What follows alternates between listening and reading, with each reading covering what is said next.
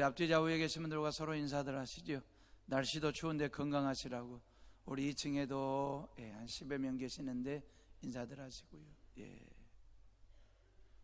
인사들 하신 거예요. 자, BCD 안디옥 회당에서 사도 바울은 절대복음을 전했습니다. 절대복음이라는 게 뭡니까? 예수 그리스도의 십자가의 죽음과 부활을 통해서만이, 그걸 믿을 때만이 우리가 죄 사함 받고 하나님의 자녀가 될 수 있고 구원받을 수 있다라고 하는 것이 절대복음입니다. 다른 복음이 없는 거예요. 복음은 진리이기 때문에 절대성을 가지고 있는 것입니다. 다른 복음이 있을 수 없다. 우리가 흔히 다른 남편이 있으면 안 되는 거잖아요. 다른 아내가 있는 것 아니지 않습니까? 그런 것처럼 그 사람이 나에게 절대 아내가 되고 절대 남편이 되는 것처럼 우리에게 복음도 절대 복음인 것입니다. 다른 복음이 있을 수 없고 설령 다른 복음이 있다 한들 절대 복음과 섞일 수 없고 섞을 수도 없는, 섞어지지 않는 복음. 왜? 예수 그리스도의 십자가의 죽음만이 우리를 죄 가운데서 구원하는 복음이 될 수 있기 때문에 다른 복음이 있을 수 없다라고 하는 것입니다. 설령 우리가 만약에 말입니다, 하나님께서 말이에요, 이 절대 복음 외에 다른 것을 우리에게 요구하셨다. 하나님께서 너희들의 착함과 너희들의 선함, 너희들의 모든 걸 다 용서하고 사랑하는 어떤 도덕적인 삶을 우리에게 요구하셨다든지, 뭐 그런 삶을 좀 살아야 죄 사함도 받고 용서를 받고 구원받을 수 있는 거야 라고 하나님께서 우리에게 어떤 착함이나 선함을 요구하셨다든지 한다면, 그래서 우리가 구원받는 동기, 구원받는 이유가 어쩜 우리에게도 지분이 있는 것처럼 우리가 얼마만큼 착하게 선하게 사느냐에 따라서 우리의 구원이 결정이 난다고 한다면 우리의 구원은 참으로 요원한 것입니다. 너무너무 멀게 느껴지는, 이게 가능할까라고 하는 생각 말입니다. 왜요? 우리의 착함과 우리의 선함이라고 하는 것은 신기루처럼 말입니다. 어제는 착하게 살았어요. 어제는 우리에게 선함이 있었습니다. 근데 오늘은 우리의 착함과 선함이 신기루처럼 사라져버리고 없어질 수도 있는 거거든요.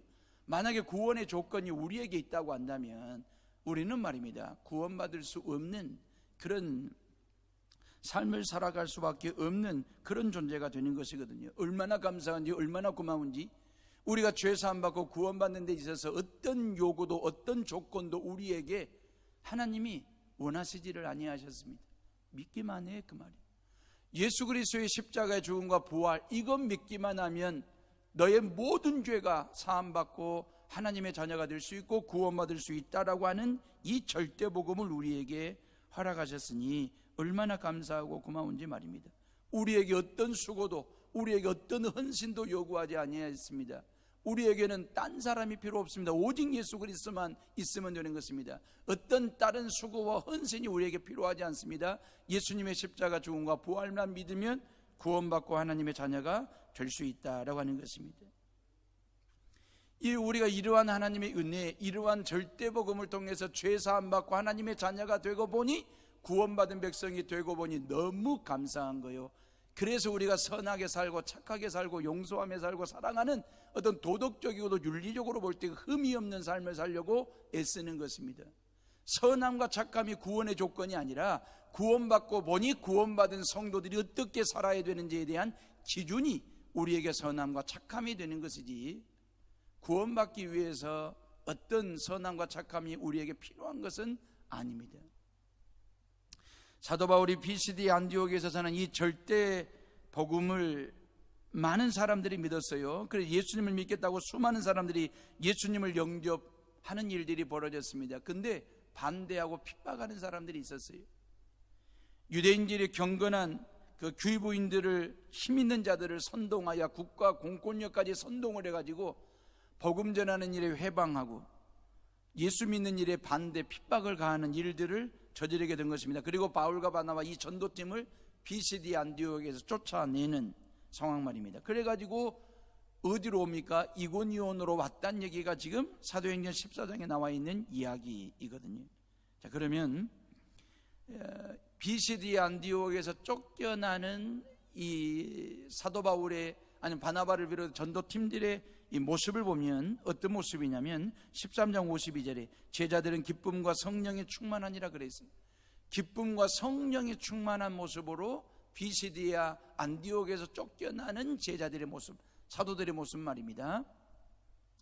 어찌 보면 말이에요, 복음 전하 쫓겨났다라고 하는 패배감이나 절망감이 아니고, 하나님 우리가 복음을 전했습니다, 복음 전하다가 왜 우리가 이런 징한꼴을 당해야 됩니까? 라고 하는 투덜됨이 아니라 세상이 감당할 수 없는 기쁨을, 그 성령 충만한 상태로 비시디아 안디옥에서 이고니온으로 전도지를, 선교지를 옮기는 그 사도들과 그 다음에 전도팀들의 모습은 참으로 위풍당당한 모습 말입니다.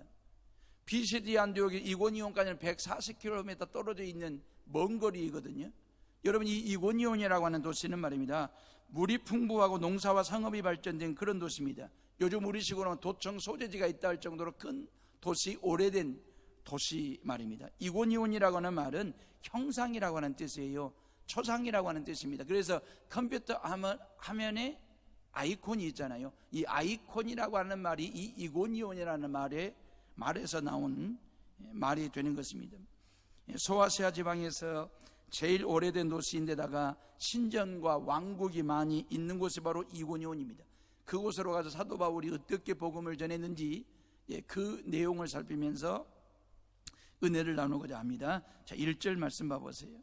우리 다 같이 1절을 읽어봅니다. 시작. 이에 이고니온에서 두 사도가 함께 유대인의 회당에 들어가 말하니 유대와 헬라의 허다한 무리가 믿더라 그랬어요. 이고니온에서도 유대인들이 있는 회당으로 갔습니다. 동족 사랑에 대한, 동족 구원에 대한 유대인으로서 말입니다. 사도 바울은 유대인이었으니까요. 그리고 그러면서 이제 하나의 선교 전략이잖아요. 그러니까 다시 말하면 이방인 땅에 살고 있는 유대인들은 구약 성경을 쫙 꿰고 있는 사람들입니다. 그리고 메시아 대망 신앙을 가지고 있는 사람들이거든요. 그렇기 때문에 그런 유대인들에게 메시아 되신 예수 그리스도가 우리 가운데 왔다라고 복음 전하면, 구약을 꿰고 있고 메시아 대망 신앙을 가지고 있는 사람들이 예수 영접을 먼저 하고 기독교인이 되고 나면 그 기독교인 된 유대인들을 통해서 그 이방인들에게 복음이 흘러 들어가도록, 전파되도록 하는 선교 전략 차원에서 말이에요. 유대인들 땅에, 유대인들이 있는 회당에 가서 복음을 전하게 된 것입니다. 이런 선교 전략은 먹혀 들어갔고 대성공을 거두게 됩니다. 유대와 헬라의 허다한 무리들이 예수님을 믿었더라 그랬잖아요. 자, 이게 하나님의 선교예요. 죄인들을 향한 그 말입니다. 다시 말해 유대인과 이방인 구별하지 않고 모든 나라와 모든 민족과 모든 족속이 다 예수 그리스도를 믿어 구원받는 것, 이게 하나님의 선교이고 하나님 아버지의 마음입니다. 로마서 10장 12절에 보면 유대인이나 헬라인이나 차별이 없음이라 한 주님께서 모든 사람의 주가 되사 저를 부르는 모든 사람에게 부요하시도다 그랬어요. 디모데전서 2장 4절에 보면 하나님은 모든 사람이 구원을 받으며 진리를 아는데 이르기를 원하시느니라 그랬잖아요. 이런 하나님의 선교, 하나님의 마음을 헤아리지 못하고 복음을 전하지 못하도록 핍박을 가하는 무리들이 생겼다 그 말이에요. 수많은 사람들이 예수 영접하는, 구원받는 역사가 일어난과 반면에 그 예수를 믿지 못하도록, 그 복음을 전하지 못하도록 박해하고 핍박하고 해박 놓는 무리들이 생겼다. 2절 말씀이에요. 우리 다 같이 2절을 읽어봅니다. 시작. 그러나 순종하지 아니하는 유대인들이 이방인들의 마음을 선동하여 형제들에게 악감을 품게 하거늘 그랬어요. 자, 핍박을 가하는 반대 세력들, 그 무리들은 어떤 식으로 반대를 했냐면, 첫째, 그들은 순종하지 아니했다 그랬어요. 바울 사도가 전하는 이 복음, 절대 복음에 대해 순종하지 아니했다. 원어대로 해석을 할까요? 설득되지 아니하려고 애를 썼다 그 말입니다. 여러분, 설교를 통해서 여러분들이 설득이 돼야 됩니다. 그래야 이 하나님의 말씀이 스펀지 빨아듯이, 물을 빨아듯이 여러분들 마음속에, 삶 가운데 이 말씀을 쫙 빨아들이는 이 하나님의 말씀, 이 설교에 대해서 설득 말입니다. 여러분, 제가 여러분들을 설득시키는 게 아니에요. 제가 설교를 통해서 여러분들을 설득시키는 게 아니라 이 설교의 주가 되시는 성령 하나님께서 여러분들을 설득되게 하셔서 이 설교를 가지고 이 말씀을 붙들고 세상으로 나아가게 하는 것입니다. 이게 순종이에요. 설교는 성령에 의해서 설득되어져야 됩니다. 근데 이고니온의 유대인들이 말이에요, 설득되지 않으려고 용트림을 했다 그 말입니다. 그리고 난 다음에 뭐라고 해서 사람들을 선동했더라 그랬잖아요. 5절 말씀으로 가서 보면 공권력을 동원해서 선동을 해가지고 이 전도팀들을 향하여 돌을 들어 치려고 하는 선동까지 하게 됩니다. 설교에 설득되지 않으면, 하나님의 말씀에 불순종하게 되면 이런 선동꾼이 되는 것입니다. 복음에 대해서 반대하고 핍박을 가하고 회방 놓는 선동꾼이 되는 것입니다. 그리고 2절 말씀에 세 번째가 뭡니까? 악감을 품었더라 그랬어요. 악한 감정을 품었더라 그 말이에요. 예수에 대해서 악감을 품고 복음 전하는 이들을 향하여 악감을 품고 절대복음에 대해서 악감을 품는 것 말입니다. 말씀에 순종하지 아니하니 선동꾼이 되었고, 선동꾼이 되다 보니까 악감을 품는 자들이 되었다라고 하는 이야기이거든요. 이게 인간의 악한 본성이고 마음의 밑변에 깔려있는 죄성입니다. 사탄마귀의 역사이고요. 이런 사람들을 보면서 사도 바울은요, 지난날에 어찌 보면 자기 자신의 모습을 그대로 보는 듯한 아찔한 생각이 들지 않았을까요? 스데반 집사가 말입니다, 당당하게 자신있게 복음을 담대하게 증거할 때에 그 스데반 집사를 돌로 쳐서 죽이는 일에 앞장섰던, 선봉했었던 지난날의 자기 자신의 모습 말입니다. 스데반 집사님이 복음을 증거할 때 이를 갈았잖아요. 다들 사도행전 4장에 나와 있는 얘기잖아요. 이를 갈고 결국 마음에 악한 감정, 악감을 품었습니다. 악감을 품었을 때에 모든 사람들이 다 돌을 들었습니다. 돌을 들어 복음 전하는 그 스데반을 향하여 던졌습니다. 악감입니다. 그리고 그 스데반을 죽여 돌무덤으로 만들었습니다. 악행입니다. 이 악감의 문제가 해결되지 아니하면 이런 악행을 저지르는 것이 인간의 마음의 저변에 깔려있는 죄성 말입니다.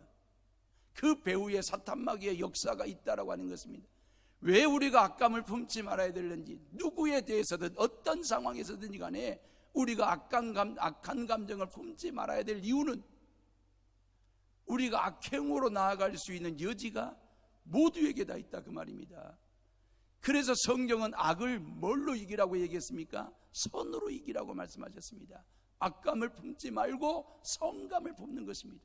복음을 품는 것입니다. 그럴 때만이 우리는 저나 여러분이나 모두가 다 악한 감정을 한 번씩 품는 거야. 내 마음속에 또아리를 드는 거야. 그걸 누가 말리겠어요? 내 머리 위로 새가 지나가는 것은 말릴 수 없는 것입니다. 근데 지나가는 새가 똥을 싸지 않도록 하기 위해서는 내가 조심해야 될 필요가 있잖아요. 내 마음속에 악감이 또아리를 들려고 하는 거야. 누구나가 다 있을 수 있는 일이지만 그 악감이 악행으로 이어지지 않도록 하기 위해서 우리가 예수 잘 믿고 신앙생활을 잘 해야 될 이유가 바로 거기에 있는 것이니까요. 그래서 예수님이 뭐라고 말씀하십니까? 오른쪽 뺨을 때리거들랑 왼쪽 뺨을 갖다 대래요. 세상을 모지리로 살라는 말이 아닙니다. 바보처럼 살라는 얘기가 아닙니다. 상대방이 내 오른쪽 뺨을 때렸어요. 그 사람은 나를 악감을 품고 있는 거예요. 오른쪽 뺨을 때렸을 때 나도 맞받아 치면, 맞짱 뜨면, 주먹질을 하면 똑같은 사람이 되는 거예요. 근데 상대방이 악감을 품고 내 오른쪽 뺨을 때렸을 때 나는 왼쪽 뺨을 갖다 대면 이걸 선으로 이기는 사람이 되는 거예요. 겉옷을 달라가면 속옷까지 벗어주고 오리를 가져가면 심리까지 같이 동행해 주는 것, 이게 그리스도인들이 세상 사람들과 다르게 살아가는 삶의 결이고 삶의 격이지 않느냐 그 말입니다. 똑같이 뺨 때리고 똑같이 겉옷 뺏고 똑같이 오리 가자고 우기고 그러면 세상 사람들과 그리스도인들이 달라질 게 다른 게 뭐 있느냐 그 말이죠. 우리 예수님은 한 번도 악감을 품은 적이 없습니다. 가룟 유다가 당신을 팔아먹으려고 한다는 사실을 예수님이 알고 있어요. 사도 베드로가 자기를 보고 3번씩이나 모른다라고 부인하고 욕할 거라는 걸 예수님은 다 알고 있습니다. 가룟 유다가 어떤 악감을 품고 있고 악행을 저지를지를 예수님은 다 알고 있습니다. 알고 있음에도 불구하고 예수님마저도 똑같이 생각하고 똑같이 악감을 품었다고 한다면 나가 그래야 맞잖아요. 가룟 유다 베드로 네 둘은 절대 이 마지막 성찬 마지막 만찬에 이 마가의 다락방에 들어올 자격 없고 이 식사 자리에 있을 자격이 없어. 너희들처럼 배은망덕한 놈들을 내가 발을 씻겨 그럴 수 없다. 나가 쫓아내야 맞지 않습니까? 근데 예수님은 그런 가룟 유다와 베드로를 품습니다. 품고 그 가룟 유다의 발을 씻겨줍니다. 그 가룟 유다와 마지막 만찬을 합니다. 그런 베드로에게 떡을 떼어주고 잔을 건네주면서 이건 내가 너희를 위하여 찢기는 내 살과 같고 내 흘리는 피와 같으니라. 성찬에 가룟 유다를 참여를 시키십니다. 그 누가 어떤 악감을 품고 있다 할지라도 예수님은 그런 사람까지 품으셨기 때문에 마지막 만찬이 가능하고 성찬을 마주보고 앉아서 할 수 있었다라고 하는 얘기입니다. 이건 도덕적인 이야기가 아닙니다. 성경적인 가르침입니다. 악을 품으면 욱하게 되어 있습니다. 욱하면 악을 행하게 되어 있습니다. 악과 욱과 악은 쌍둥이처럼 움직여요. 쌍둥이처럼 행동을 합니다. 요즘 우리 주변에서 일어나는 사건들을 봐보세요. 전부가 다 욱하는 이 성질머리를 참지를 못해가지고 컨트롤이 안 돼가지고 별의별 사건 사고의 주인공 되지 않습니까? 3주 전에 대한민국을 떠들썩하게 했던 서울 강사의 PC방 사건 말입니다. 화장실 갔다 온 사이에 자기 게임하는 PC 게임하는 테이블 청소를 안 해놨다고 21살짜리 알바 청년을 상대로 해서 등산용 칼을 휘둘렀습니다. 그리고 죽었습니다. 욱하는 성격. 이 욱이 악이 되었어요. 악감이 악행으로 이어지는 이런 세상 말입니다. 멘탈이 붕괴된 것입니다. 자신과의 싸움에서 이기지를 못하니까 남을 죽이는 거예요. 무서운 거예요. 모든 인간의 마음의 밑변에 이런 악감이 꿈틀거리고 있습니다. 아빠도 욱하고 엄마도 욱하고 애들도 욱하고, 그러니 가정 안에 다들 욱하는 성질머리를 부리고 있으면, 성과를 부리고 있으면 가정은 어떻게 되는 것입니까? 직장에서도 상사라고 욱하고 밑에 부하라고도 욱하면서 대들고 덤비고, 교회 안에서 목사도 욱하고 성도들도 욱하고, 그러다 그 욱이 변하여 악이 되면 어떻게 되냐라고 하는 것입니다. 이 욱하는 대한민국을 누가 고쳐야 될까요? 여기저기서 욱하는 성깔 때문에 이런저런 상처 있고 사고 나고 사건 저지르는 이 대한민국 사회를 누가 바꿀 수 있고 누가 고쳐야 될 수 있을까요? 성경의 가르침이 악을 선으로 이기라고 말씀하셨잖아요. 악을 이기는 방법은 선밖에 없습니다. 누군가가 여러분들을 향하여 악감을 품고 있거들랑 그 사람을 품으세요. 예수님처럼. 예수님께서 말씀하셨잖아요. 원수까지 사랑하라고. 로마서 12장 14절에 보면 너희를 핍박하는 자를 축복하라, 축복하고 저주하지 말라 말씀하셨잖아요. 사랑하는 어려움의 식구들이요, 지금까지 살아오시면서 원수 맺는 일이 없었습니까? 어찌 보면 내가 원수처럼 살았는지도 몰라요. 아니면 여러분들 주변에 원수 같은 사람이 있을 수도 있고, 모두가 다 원수는 있습니다. 다들 있을 것입니다. 행복한 우리 가정을 파탄 빠지게 했던 원수 말입니다. 착한 우리 애들을 타락의 늪으로 끌고 들어갔던 원수 같은 애들 말이에요. 억울하게 나를 중상모략해 가지고 동네에서 얼굴도 못 들고 다니도록 쪽팔리게 했던 그 원수 말입니다. 잘 나가던 사업을 한순간에 망하게 했던 그 원수 있을 수 있습니다. 이름만 들어도 몸서리가 젖이는 그런 사람들이 있을 수 있습니다. 우리는 몸부림을 치면서 하나님 앞에 원수를 사랑하게 해달라고, 원수를 사랑하게 해달라고 그렇게 몸부림을 쳐보지만 우리의 마음속에서는 저 원수 심리도 못 가서 발병나게 해달라고 그렇게 저주할 때가 우리 마음속에 있지 않습니까? 원수가 잘 되면 배가 아프고 원수가 잘못되면 깨소금처럼 고소해하는 그런 심성들이 우리에게 있지 않습니까? 그런데 성경은 원수를 미워하지 말고 갚지 말래요. 원수 갚는 것을 하나님께 맡기래요.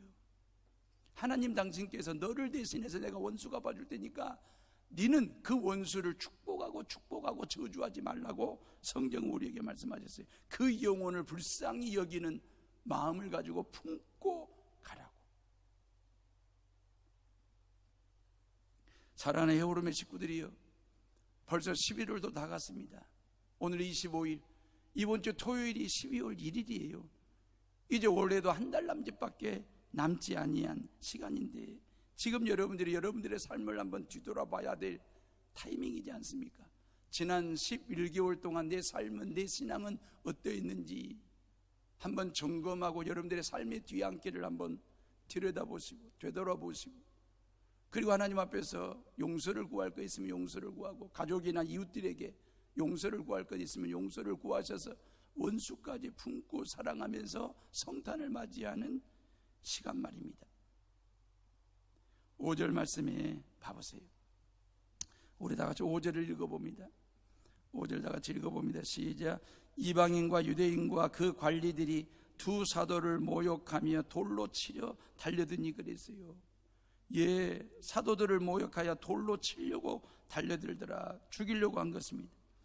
아마 사도 바울이 생각할 때 나도 옛날에는 이랬는데 그 생각이 문득 떠올랐을 것입니다. 복음 전하는 스데반 집사 앞에서 이를 갈며 붕괴하며 악감을 품고 스데반을 죽이는 악행을 저질렀는데, 내가 옛날에 망감이 교차하는 그런 핍박을 가하는 유대인들과 자기 자신의 모습이 클로즈업이 될 때 얼마나 망감이 교차가 됐을까. 나도 옛날에는 저랬는데 라는 생각 말입니다. 스데반 집사님은 돌에 맞아 순교하면서도 저들의 죄를 용서해달라고 기도하면서 죽었는데, 나는 지금 이 상황에서 돌에 맞으면 저들의 죄를 용서해달라고 기도할 수 있을까? 혼란스러운 그런 감정이었을 것입니다. 중요한 것은 그랬던 내가 이제는 예수님 믿고 복음 전하는 사람이 되지 않느냐, 이제는 예수님 믿어야 산다라고 복음 전하는 사람이 되지 않느냐, 그랬던 지난날 나도 악감을 품고 이를 갈고 붕괴하고 돌을 들어 스데반을 죽였던 일에 앞장섰던 나도 내가 어떤 의지에 의해서, 어떤 노력에 의해서 180도 달라지고 바뀐 게 아니라 성령이 내 안에 들어오셨을 때에, 부활하신 주님이 나를 찾아왔을 때, 내가 복음의 핍박자요 해방자였던 내가 복음을 전하는 증거자가 됐고 교회 개척자가 됐고 선교사가 되었을 때, 나도 그런 사람으로 바뀌었을란지나 성령을 체험했을 때에, 부활하신 주님을 만났을 때에, 그러면서 사도 바울이 이 이고니온의 이 핍박하는 유대인들에게도 그 소망을, 그 희망을 갖는 것입니다. 이들도 부활하신 주님을 만나고 성령을 체험하게 되면 나처럼 바뀔 수 있다, 바뀌게 될 것이다 라고 하는 소망을 가지고 복음 전하는 일을 멈추지 않고 말이에요. 3절 말씀으로 봐보세요. 3절에 보면 두 사도가 오래 있어 주를 힘입어 담대히 말하니 주께서 그들의 손으로 표적과 기사를 행하게 하여 주사 자기 은혜의 말씀을 증언하시니. 그래서 두 사도가 오래 머물면서 말이에요, 이고니온 땅에 그 환난이나 핍박 속에서도, 그 죽음의 위기 상황에서도 복음 전하는 일들을 했다라고 하는 것입니다. 왜냐하면 4절에 그 시내의 무리가 나뉘어 유대인을 따르는 자도 있고 두 사도를 따르는 자도 있느니라 그랬잖아요. 이 이고니온에서 어떤 환난이나 고난이나 핍박이 있어도 오랫동안 머물면서 복음을 전했을 때에 유대인들을 추종하면서 핍박자로 살아가는 사람도 있는가 하면 두 사도를 따라 예수를 영접하는, 구원받는 사람들도 있었기 때문에, 복음이라고 하는 것은 이런 겁니다. 전도하고 선교한다라고 하는 것은 이런 겁니다. 100명 중에서 99명이 반대하고 거절하고 99명이 복음 전하는 일에 회방 놓고 핍박을 가하는 사람들이라 할지라도 그 한 명이, 남은 한 명이 예수님을 믿을 건지 말 건지를 결정하지 못했다고 한다면, 그 한 사람의 영혼 구원을 위해서라도 환난과 핍박 중에도 오랫동안 머물면서 그 사람에게 복음 전하는 것이 선교입니다. 여기 우리 하나님 아버지의 마음입니다. 그래서 순교가 되는 것입니다.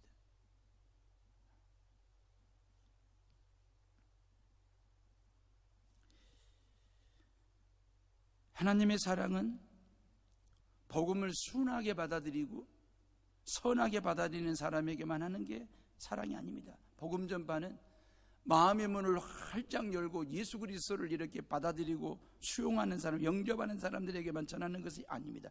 어찌 보면 박해하고 반대하고 미워하는 사람들에게 더 다가가서 예수님 믿고 구원받으시라고 그렇게 복음 전하는 것.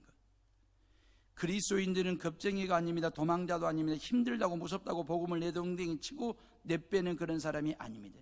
오른쪽 밤을 후려치면 왼쪽 밤이라도 갖다 대면서 예수님 믿으라고, 예수님 믿고 죄사함 받고 구원받으시라고 그렇게 복음 전하는 사람. 3절에 그랬잖아요. 그들이 주님을 힘입어 그랬어요. 그런 위급한 위기 상황에서도 사도 바울과 바나바를 비롯해서 전도팀들이 주를 힘입어 그랬잖아요. 여러분들 지금 옷 입고 오셨잖아요. 날씨가 추워지니까 얇은 옷 벗고 두꺼운 옷, 겨울옷으로 입었지 않습니까? 옷을 입을 때에 힘이 나죠. 옷을 입을 때에 추위를 이길 수 있죠. 옷을 입을 때에 건강을 지킬 수 있는 거잖아요. 그런 것처럼 옷을 입듯이 주를 힘입어 그랬어요. 이 사도 바울이 주를 힘입어 그랬습니다. 그리하고 담대하게 복음을 전하고 또 복음을 증거하는 사람이 되었다. 담대히 말하다라고 하는 원어적인 의미는 자유롭게 말하다, 드러내어 말하다. 영어 성경은 speak openly라고 되어 있거든요. 주를 힘입으면 환난이나 고난에 쫄지 않고 담대하게 당당하게 말하고 행동할 수 있다라고 하는 것입니다. 이거 그리스도 예수 안에서 누릴 수 있는 참된 자유함입니다. 주님께 매이는 존재 말입니다. 언제? 주를 힘입을 때 그 말입니다. 저와 여러분들이 이제 12월 한 달을 남겨놓고 있는데 이 마지막 달에 여러분 모두가 다 주를 힘입고 말씀을 입고 십자가 사랑을 입고 주님의 귀한 예배의 감동을 힘입어서 성탄절을 맞이하는 성도들 되시기를 주님의 이름으로 축원합니다.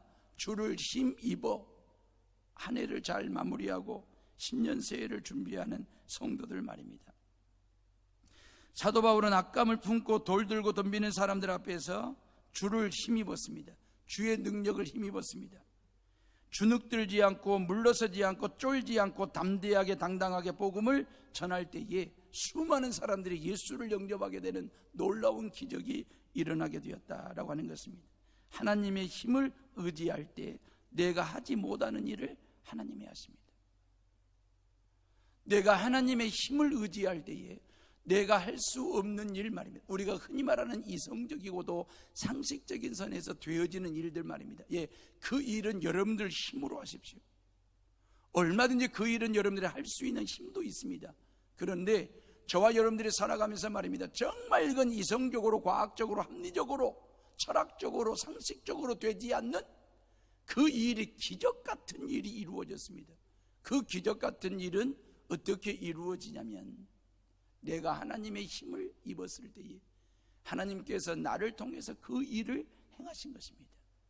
여러분들의 지난날의 삶, 지난날에 살아온 모든 삶의 뒤안길을 뒤돌아보면 내가 전혀 기대하지도 아니했던, 생각지도 못했던 일들이 이루어진 걸 뒤돌아보면 그것은 기적 같은 일입니다.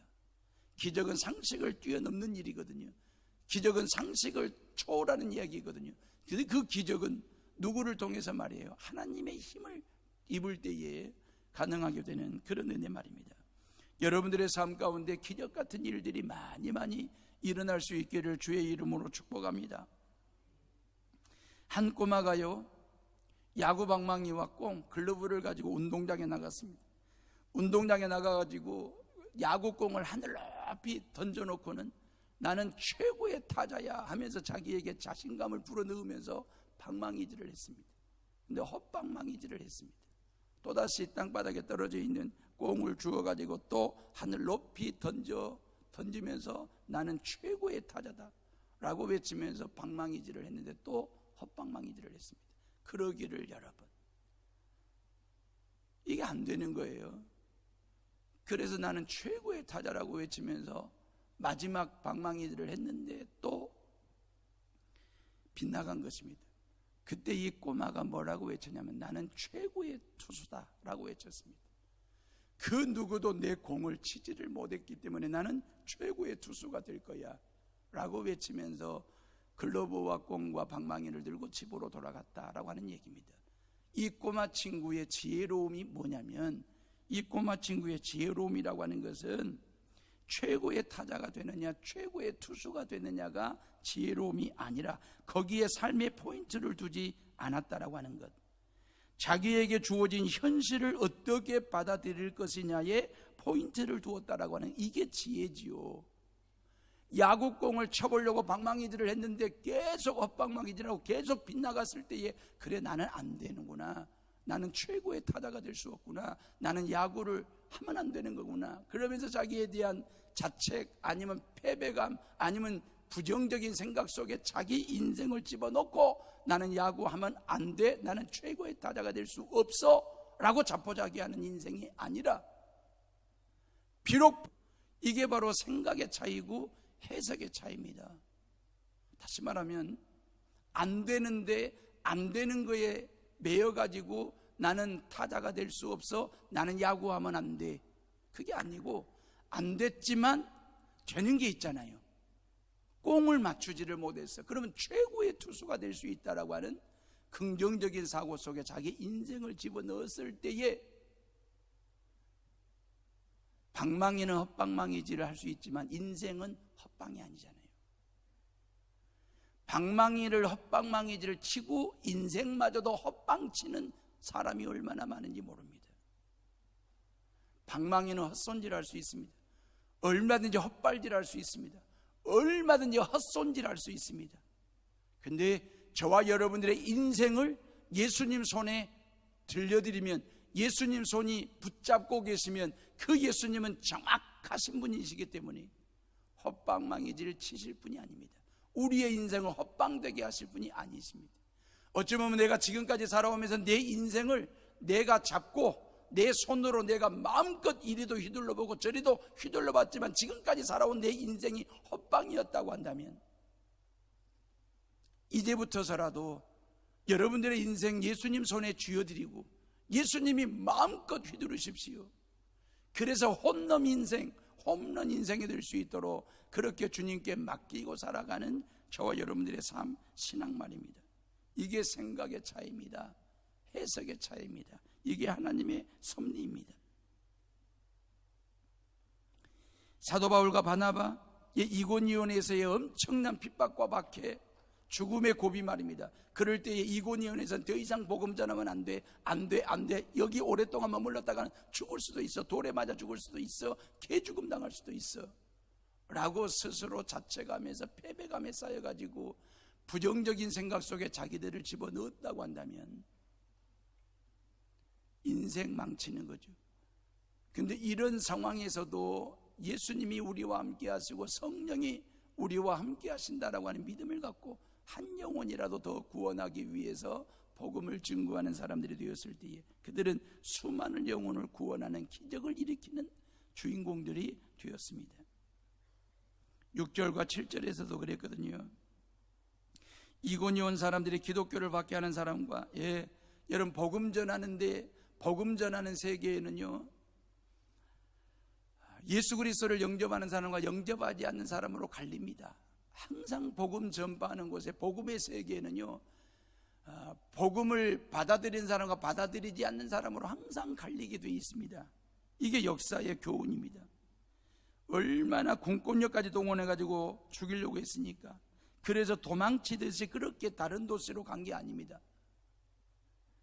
죽음이 두려워서 피한 것이 아닙니다. 도망친 것이 아니고 똥이 무서워서 피하는 게 아니라 더러워서 피하듯이 사도들은 영혼 구원에 대한 선교를 좀 더 효과적으로 하기 위해서 그 자리를 피한 것입니다. 비겁이 아닙니다. 복음을 효율적으로 많은 사람에게 전하는 방법을 찾기 위해서 바울과 바나바는 지금 죽을 때가 아닙니다. 순교하면 안 됩니다. 지금 1차 전도 여행 중에 있거든요. 비겁이 아니라 전도 방법, 선교 전략의 다양성 차원에서 이제 이고니온을 떠나 다른 지역에 가서 복음을 전하기 위해서 목적을 이룰 수 있는 방법을 택하는 지혜 말입니다. 성공하려면 성공할 수 있는 방법을 선택해야, 부자가 되려면 부자 되는 방법을 선택해야, 공부를 잘하려면 공부를 잘할 수 있는 방법을 선택해야 되는 거잖아요. 능력 있는 신앙인이 되려면 능력 있는 신앙인이 되는 길을 택해야 하듯이, 앞문이 막혀 있으면 뒷문으로 나가든지 옆문을 이용하든지, 앞문이 막혀 있다고 악감을 품고 발길질하고 그리고 분노하고 그러면 인생 망치는 거잖아요. 지름길이 막히면 우회도로가 있지 않습니까? 지금 바울과 바나바는 이고니온에서 박해 중에도 복음을 전할 만큼 전했습니다. 많은 영혼들이 예수 영접도 했고요. 굳이 더 이상 머물 필요가 없다라고 생각해 주어서 비겁하게 도망간 것이 아니라 전도할 곳을 찾아, 그 말이에요. 자기들 살려고 간 것이 아니라 또 다른 지역에 영혼 살리기 위해서 갔다라고 하는 것입니다. 인물이 되려면 인물을 만나야 한다고 하지 않습니까? 목표를 이루려면 목표를 이룰 수 있는 방법을 만나야 되지 않습니까? 이야기 하나 하고 설교를 마무리할까 합니다. 미국의 32대 대통령이 프랭클린 루즈벨트 대통령입니다. 50살에 태어났어요. 그 시운동이라고 얘기를 해요. 50살에 태어난 프랭클린 루즈벨트가 어린 시절에 나는 대통령이 돼야 되겠다, 대통령이 되고 싶은 꿈을 꾸었습니다. 대통령이 되려면 어떻게 해야 될까라고 하면서 자기 친인척들 중에 찾아봤더니 대통령 되신 분이 계셨어요. 제26대 시어로 루즈벨트 대통령이 자기 친척 중에 시어도 루즈벨트 대통령이 26대 대통령을 지냈다는 사실을 알았습니다. 그러면 내가 이 시어도 루즈벨트 대통령을 내 삶의 롤 모델로 삼고 이분이 가신 길을 내가 그대로 따라가면 되겠다. 그래서 시어도 루즈벨트가 하버드 대학을 들어가니까 프랭클린 루즈벨트도 하버드 대학을 들어간 것입니다. 이 사람이 변호사 생활했으니까 자기도 변호사가 됐습니다. 이 사람이 뉴욕주 상원 의원이 되었으니 자신도 뉴욕주 상원 의원이 됐습니다. 해군 차관바가 되었으니 자기도 해군 차관바가 되었습니다. 부통령 후보로 출마했으니 자기도 부통령 후보로 출마를 했습니다. 근데 낙선이 되었습니다. 그리고 또 부통령 후보로 다시 한번 도전을 했는데 또 낙선이 되었습니다. 그때 스트레스 과로가 몸에 무리가 되어가지고 소아마비가 됩니다. 그때 프랭클린 루즈벨트의 나이가 39살이었습니다. 모든 주변 사람들이 다 프랭클린 루즈벨트는 더 이상 재기할 수 없다, 인생 총쳤다라고 다 그렇게 봤습니다. 그때 프랭클린 루즈벨트가 롤 모델을 시어드 루즈벨트에서 롤 모델을 누굴로 바꾸냐면 헬렌 켈러로 바꿉니다. 헬렌 켈러는 삼중고를 겪은 여인입니다. 눈으로 보지 못하는 맹인 말입니다. 입으로 말 못하는 벙어리 말입니다. 귀로 듣지 못하는 귀머거리, 이 삼중고를 겪는 헬렌 켈러가 위대한 삶을 삽니다. 위대한 인물이 됩니다. 롤 모델을 헬렌 켈러로 삼고 자기 자신의 이 소아마비의 이 병고로부터 벗어나기 위해서 말입니다. 그때 당시에는 재활의학도 없는 때이기 때문에 근데 각고의 노력을 합니다. 7년 만에 완벽한 치료는 아니지만 지팡이라도 짚고 휠체어를 탈 정도의 프랭클린 루즈벨트로 회복이 됩니다. 그리고 미국의 32대 대통령이 됩니다. 세계 제2차 대전을 승리로 마무리를 합니다. 미국의 대공황을 극복해냅니다. 그리고 미국 역사상 12년 동안 대통령직에서 일을 했던, 그리고 인류 역사의 가장 위대한 인물로 지도자로 남는 인물이 되었습니다. 이 11월의 마지막 주일 예배를 드리는 사랑하는 헤오름의 식구들이요, 저와 여러분들이 말이에요, 이런저런 여러 가지 힘들고 어려운 환난이나 고난이나 핍박 말입니다. 하고 싶은데 안 되는 일 말입니다. 가고 싶은데 막힌 길 말입니다. 그러한 일들이 있을 때마다 어찌 보면 이 타자가 될 수 없는 절박한 상황인데 나는 최고의 투수가 될 수 있다라고 하는 용기와 긍지와 자부심을 내 안에 성령께서 밀어넣어 주실 때에 그 용기와 긍지와 자부심을 가지고 최고의 투수가 될 수 있고, 프랭클린 루즈벨트와 같이 말입니다. 어려움 중에 있을 때 루즈벨트는 철저하게 자기 인생을 예수님 손에 쥐어줬다고요. 39에 부통령 출마 낙선하고 소아마비가 와서 병자가 되었을 때에, 장애가 왔을 때에 그런 인생 포기하지 아니하고 예수님 손에 내 인생 쥐어드립니다. 예수님께서 내 인생을 휘두르십시오. 그리고 나를 홈런 인생으로 만들어 주실 거라고 하는 그 믿음을 가지고 하나님 앞에 도움을 구하고 하나님 앞에 엎드렸을 때에 그 예수님께서 그 프랭클린 루즈벨트를 인류 역사의 가장 위대한 인물로 만들어 주시고, 최고의 타자는 아니지만 최고의 투수 되도록 우리의 앞길을 그렇게 인도하시는 그 예수님, 그 예수님을 앞세우고 그 예수님의 뒤를 따르면서 저와 여러분들에게 주어진 모든 삶을 풀어가는 것 말입니다. 집요하게 악감을 가지고 반대하고 덤비는 사람들이 있습니까? 해도 풀리지 않는 문제가 있습니까? 다 키워놓은 자식들이 취업도 안 되고 시집도 장가도 안 가고 있습니까? 그래서 애들 생각하면 앞이 캄캄하고 답답하십니까? 목표를 이루고자 하는데 장애물이 겹겹이 쌓이고 쌓여가지고 힘이 드십니까? 아무리 기도해도 응답되지 않는 문제가 있습니까? 하나님이 함께 하십니다. 예수님의 힘을 입으십시오. 그리고 여전히 내 인생 내가 붙잡고 방망이 휘두르면 헛방 인생이 되지만 예수님 손에 내 인생 쥐어드리고 예수님이 마음껏 휘두르셔서 우리의 신앙과 우리의 인생이 홈런 신앙이 되고 홈런 인생이 되어서 정말 여수 땅에 프랭클린 루즈벨트와 같은 영적인 거인으로 저와 여러분들이 세워져가는 쓰임받는 그런 성도들 되시기를 주의 이름으로 축복합니다. 우리 이 시간 조용히 묵상하며 기도하겠습니다.